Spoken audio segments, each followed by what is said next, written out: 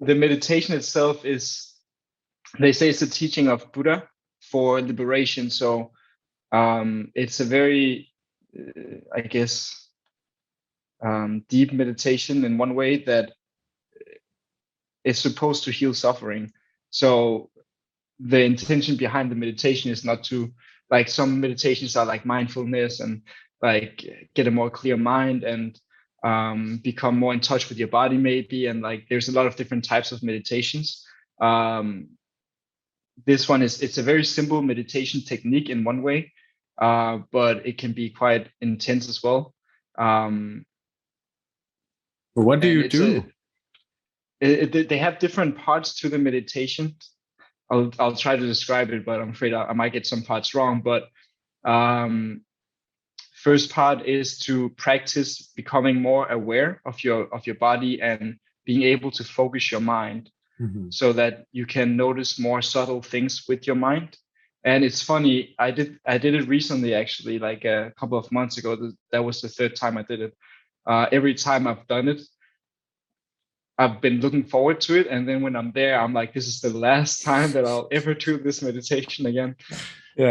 Because it is extremely intense. You're there for 10 days. During those 10 days, you're not allowed to talk with anyone. Only you can ask that. There's a time period where you can go up alone to ask the teacher a question about the technique and so on.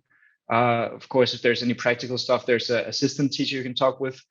But idea is that you're not supposed to talk at all. You eat a vegetarian diet when you're there, or a vegan diet if you need to or want to. And you have to get up at 4 a.m. in the morning to start your meditation. Wow. And I think it ends around 9 p.m. in the evening or something like that when you prepare for going to sleep. Do you meditate? There's like 10 hours of meditation throughout the day, and then there's breaks in between. Wow. Your last meal, I think you have breakfast around like 6 a.m. Or no, I think 6 a.m. or 8 a.m. I can't remember. And then at 11 a.m., I believe, there's like a lunch. And then after that, as an old student, like returning student, you're not allowed to eat after that, only drink water. And they give you like some lemon water, but in the evening, you're not eating. So new students, they have like a piece of fruit or two. So it is quite intense in that way. The intense part, I would say, that always surprises I know this logically, of course, but when I get there, is the experience of being without any type of stimulant. So usually, like, we have so many, like, we have, juices, we have delicious food, and the food is very simplistic, or simple, without much flavor to it, without insulting any chefs there. It varies where you are, but there's so little stimulations that it just becomes this different way of experiencing your day-to-day life, and you're there for 10 days, so it is a little bit of time. And the way that my body reacts to the lack of stimulation is always like very, very interesting, and in the moment quite scary, to be honest. Like, there's so much fear when I'm there, and so many old, like, negative experiences that comes up. In the meditation technique itself, you are first practicing keeping the mind more still and being able to focus more. And then you're going into, to describe it very simple, observing the sensations on the body. And the theory behind that is that the sensations on the body are all created by the subconscious mind. So every time there is a thought, for example, there would be a physical sensation going along with that thought. And so the idea is to be able to observe that without interfering with it, so that we can practice not reacting to the world around us. And when we stop reacting, they're saying that, in a sense, traumas, to use a different word than what they would use, are what creates our negative experiences, are what creates our attachment, and our like hatred to certain experiences. So that if we can stop reacting, we can stop creating new attachments, and by removing the attachment, we'll remove the suffering, and by removing the suffering, we'll reach enlightenment eventually, by having observant mind that can observe everything. And and so on. There's a lot more detail than that, but So did you have any like weird experiences or like just I've heard a lot of different experiences from people. I mean, for me, it's been that I made good decisions when I've been there. So the last one I was there was when I decided to leave my job, which was such a good decision for me.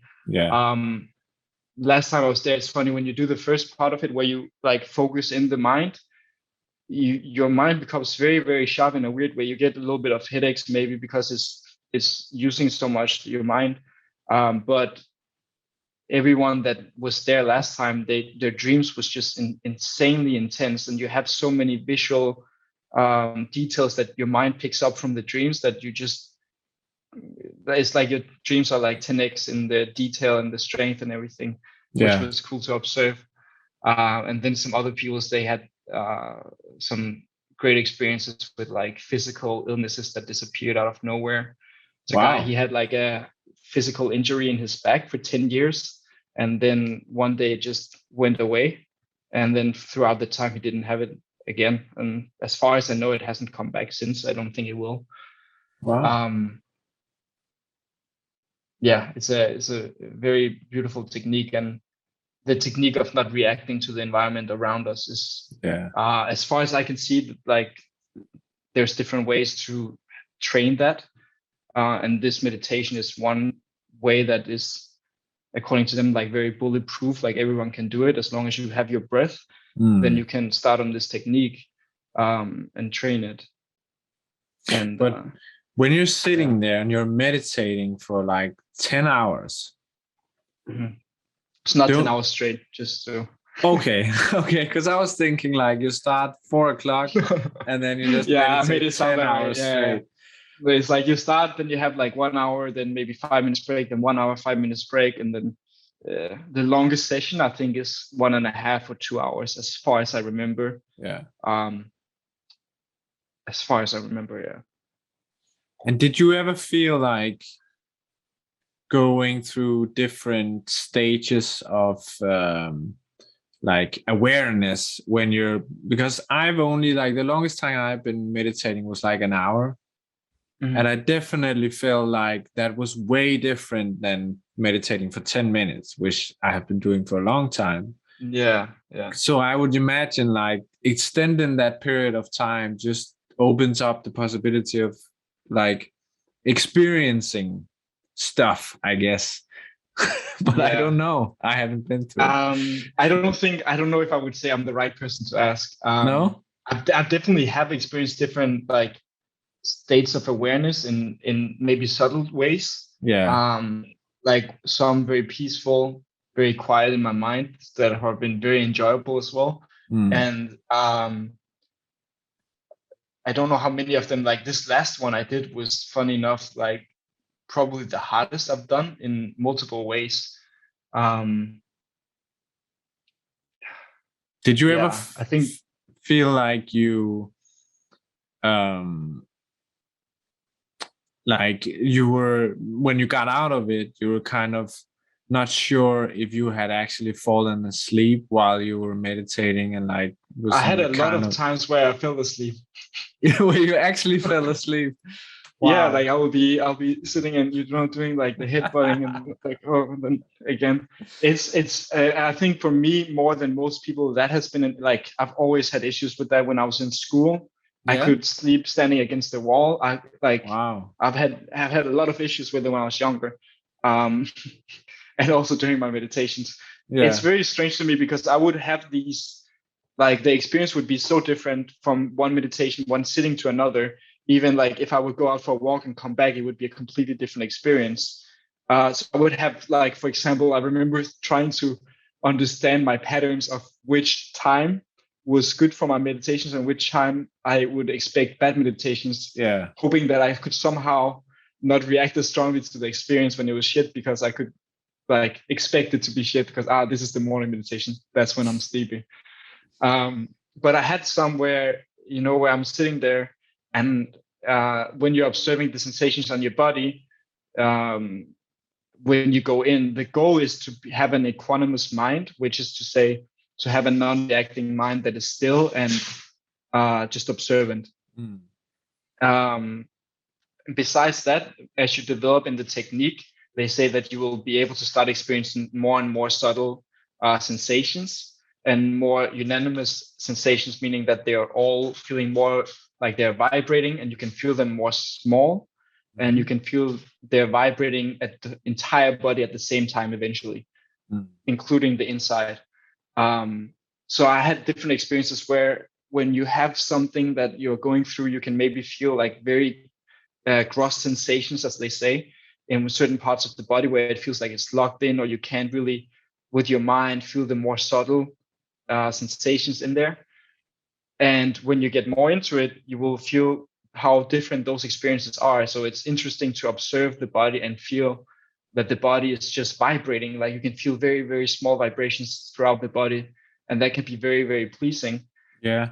And then in the next meditation, suddenly I can feel like there's a whole area that's just blocked, and it's like imagine you're playing a video game and the character keeps bumping into the wall, and you're trying to move him out, and he just keeps hitting the wall. Yeah. And it's so frustrating. And the entire training is about not reacting and not getting frustrated, even when you feel like you're not progressing. Which this last experience was just, it was the third time, so I was hoping this would be the best in a sense. And funny enough, it was more or less the opposite. Like it was very, very challenging time, and I felt like I didn't progress as much, which was then, in that moment, that was the practice to be okay with not progressing as much. Yeah, exactly.